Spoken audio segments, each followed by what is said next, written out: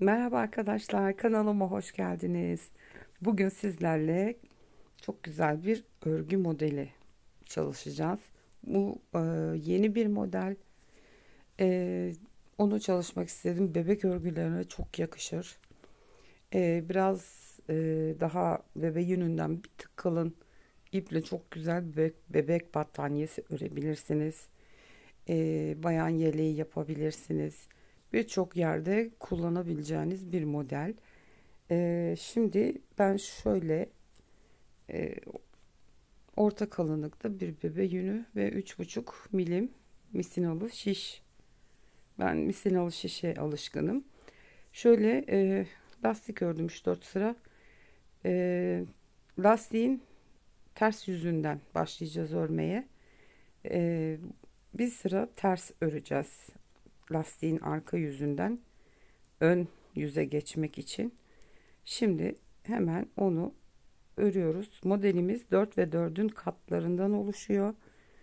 4 ve 4'ün katları şeklinde ilmekleri attıktan sonra artı 3 ilmek daha ekliyorsunuz ve 2 ilmek de kenar ilmeği için ekleyeceksiniz. Şimdi lastiğin arka yüzündeyken bir sıra ters örgü örerek modelimizin ön yüzden kurulumuna geçeceğiz.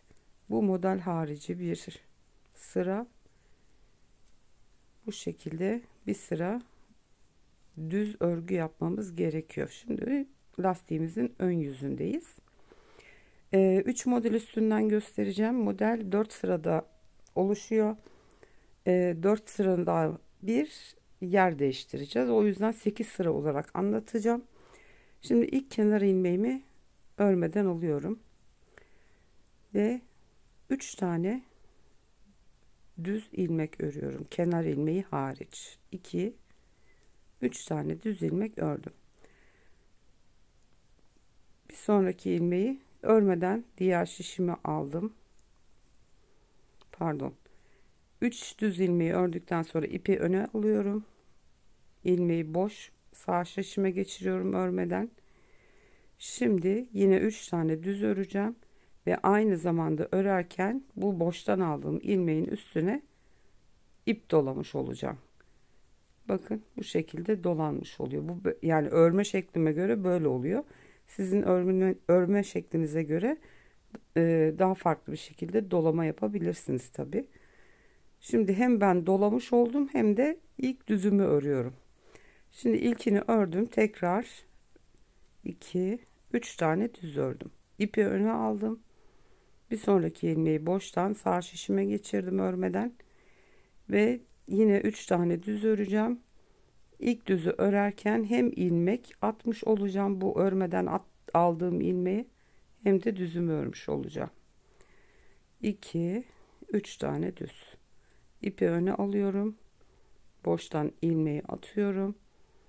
3 tane düz öreceğim yine. Hem ilmek doluyorum hem düz örgümün ilkini ördüm. 2, 3 ve son kenar ilmeğimi ters örüyorum. Yani 3 tane ilmek düz ördük. Arada dördüncü ilmeğin üstüne ilmek doladık. Ters yüzüne geliyorum. İlk ilmeği örmeden aldım. Şimdi burada da 3 tane tersimi örüyorum. Bu dolamış olduğum ip ve ilmeği boştan örmeden sağ şişime geçiriyorum. Tekrar ikinci kez üstüne ilmek doluyorum ve yine 3 tane ters örüyorum ve 3 boştan attığımız doladığımız ip ve ilmeğimiz ikisini birlikte örmeden diğer şişime alıyorum. Bir kere daha doluyorum ve yine aradaki 3 tane tersimi örüyorum. İlmek ve doladığım ipi örmeden sağ şişimi aldım. Bir kere daha doladım ve 3 tane ters ilmeğimi ördüm ve kenar ilmeğimi de ters olarak örüyorum. Dönüyorum ön yüze. Kenar ilmeğimi örmeden alıyorum. Yine 3 tane düz ilmeğim var. 1 2 3. Üçüncü sırayı örüyoruz.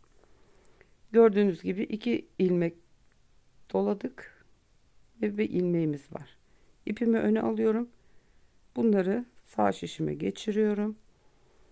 Şimdi hem bu ilk düz ilmeğimi öreceğim hem de üçüncü kez ilmek dolamış olacağım. İlmeğimi hem doladım hem de ilk düzümü örüyorum. 1 2 3. İpimi öne alıyorum. Doladığım ipleri ve ilmeği örmeden şişime aktarıyorum. İlk düz ilmeğimi hem örüyorum hem de ipimi dolamış oluyorum. Elde ördüğüm için bu şekilde oluyor ön yüzde.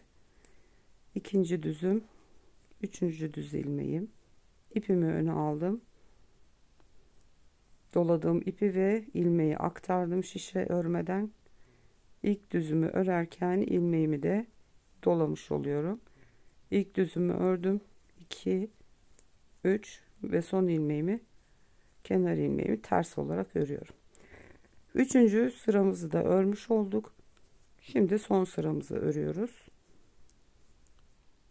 Örmeden ilk kenar ilmeğini aldım. Kenarda 3 tane ters ilmeğim var. Şimdi bu doladığım 3 tane ipliği ve ilmeğin içine batıyorum. Doladığım iplerle birlikte hepsini ters örgü olarak örüyorum. Devam ediyorum. 3 tane aradaki tersi örüyorum.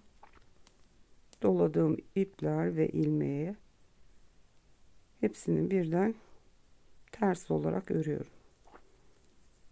3 tane tersi örüyorum ve ilmeğin kendisine batıyorum ve dolamış olduğum ipleri de birlikte ters örgü olarak örüyorum. 3 tane tersi örüyorum ve kenar ilmeğimi de ters olarak örüyorum. Evet, ilkini yapmış olduk. Şu anda belli olmuyor tabi. Model büyüdükçe kendini belli ediyor. Şimdi yerlerini değiştireceğiz. Kenar ilmeğimi örmeden alıyorum. İlkinde 3 tane örmüştük. Düz ilmek. Şimdi bir tane örüyoruz. İpimi öne alıyorum. İlmeğimi boştan şişe geçiriyorum. İlk düzümü örüyorum. Hem de ilmeğimi ip doluyorum. İlk modelimizi ikinci modelimizin ilk sırasını kurmaya başladık. İlk düzümü ördüm. 2 3 düz. İpimi öne aldım. İlmeği boştan geçiriyorum. Hem düzü öreceğim hem aynı zamanda ip dolamış olacağım. İlk düzüm 2 3. İpi öne alıyorum.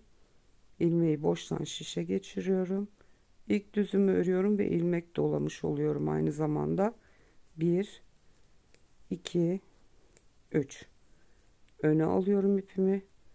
Boştan ilmeği geçiriyorum. Son başta da bir tane düz örmüştük. Düzümü örerken ilmeğimi de dolamış oluyorum ve kenar ilmeğimi de ters örüyorum. Arka yüzde kenar ilmeğini örmeden aldım. Kenarda bir tane tersim var.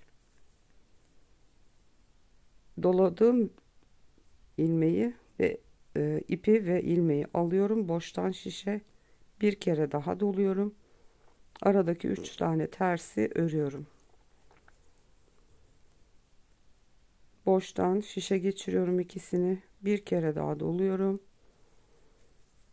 3 tane aradaki ters ilmeğimi örüyorum. Şişime geçiriyorum. Boş örmeden bir kere daha doluyorum. 1 2 3 tane tersimi örüyorum. Aktardım diğer şişime, doladım. Kenardaki bir tersimi ördüm ve kenar ilmeğini ördüm. Kenar ilmeğimi örmeden alıyorum. Bir tane düz örmüş oluyorum. İpimi öne alıyorum. 2 tane doladığım ipi ve ilmeği alıyorum. Örerken ilmeği hem de ip dolamış oluyorum. İlk düzümü ördüm. 2 3 ipi öne alıyorum. 2 doladığım ilmek, bir de ilmeğin kendisini şişe boş geçiriyorum. İlk düzümü örerken hem de doluyorum aynı zamanda. 1 2 3 üçüncü sıramızı yapıyoruz ikinci modelin. Boş şişe aktarıyorum. Pardon, ipi öne almamışım. İpimi öne aldım. Diğer şişime aktardım. İlk düzümü örerken ilmeği de doluyorum. 1 2 3 ipimi öne alıyorum. 2 doladım bir ilmeği şişe alıyorum. Son düzümü örerken aynı zamanda üçüncü kez dolamamı da yapmış oldum ve kenar ilmeğini ters örüyorum. Ve arka sırada ikinci modelin son dördüncü sırasını yapıyoruz. Kenar ilmeğini örmeden alıyorum. Bir tane tersimi örüyorum. 3 tane doladığım ve ilmeğin kendisini ters örgü olarak örüyorum. Arada 3 tane tersim var. Onları örüyorum. Doladığım ve ilmeği 3 tane doladım ve ilmeğin kendisini ters olarak örüyorum. Arada 3 tane tersimi örüyorum ve ilmekle beraber doladığım ilmekleri de örüyorum. 3 tane tersimi örüyorum ve doladığım iplerle bir tane ilmeği birlikte örüyorum. Son kenardaki tersim ve kenar ilmeğini de örüyorum ve bu şekilde de yerini değiştirmiş olduk. Şimdi daha evvel ben kamera arkasında ilmeğin modelin büyük halini ördüm. Şöyle göstereyim. Asıl bu şekilde oluyor. Model ördükçe kendini belli ediyor. Böyle kendinden kabartmalı çok cici bir model oluyor. Umarım beğenmişsinizdir. Siz de zevkle örersiniz. Dediğim gibi şimdi 2 tane de belli olmuyor tabii ki. Amacım modelin nasıl olduğunu, örüldüğünü göstermekte. Ve büyük hali de gördüğünüz gibi bu şekilde ilerliyor. Bir sonraki videoda görüşünceye kadar kendinize çok iyi bakın. Hoşça kalın.